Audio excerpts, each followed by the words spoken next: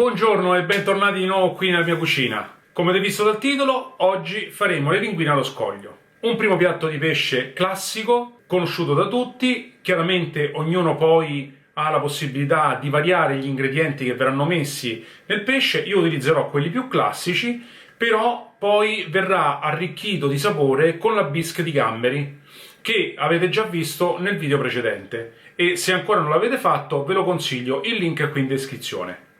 Adesso basta con le ciance, andiamo a vedere subito la ricetta. E per chi ancora non l'avesse fatto, iscrivetevi al canale, cliccate la campanella di sotto così non perderete i miei prossimi video e noi ci vediamo alla prossima ricetta. Buona giornata a tutti!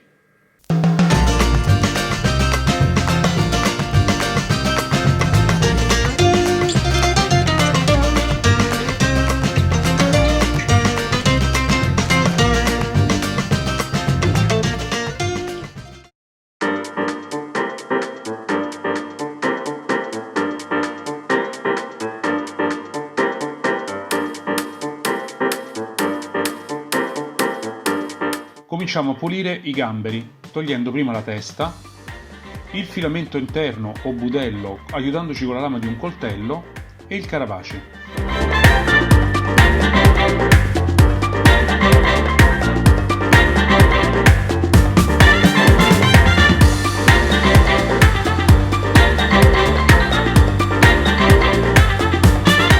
Puliamo anche le cozze, togliendo il bisso o quella barbetta che spunta fuori dal mollusco e poi raschiamo il guscio con una paglietta o con un coltello per togliere gli eventuali residui di barba.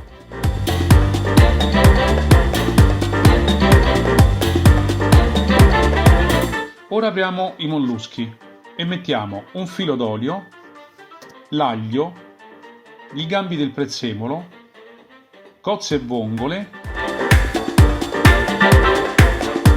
un dito di vino bianco e copriamo il tutto fino a quando non si apriranno tutti i molluschi.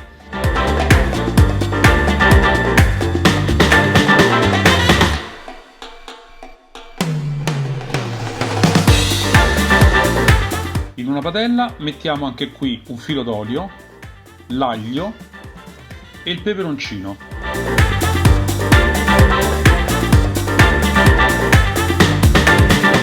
Facciamolo soffriggere per qualche minuto e poi aggiungiamo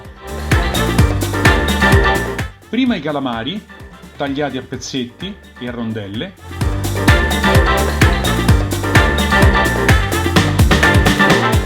e poi i gamberi privati del loro carapace. Fate saltare per un paio di minuti e poi aggiungete un bicchiere di vino bianco secco e fatelo evaporare. Alla fine aggiungete anche le cozze e le vongole sgusciate con parte del loro liquido. Togliete l'aglio e il peperoncino. Mettete qualche mestolo di bische di gamberi.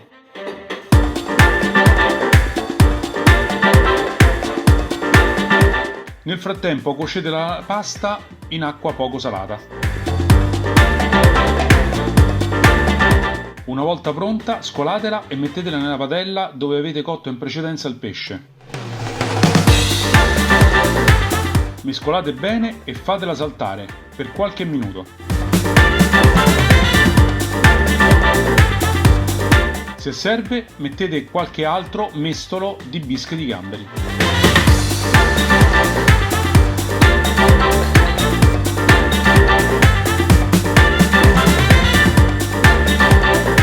Ora impiattate le vostre linguine allo scoglio,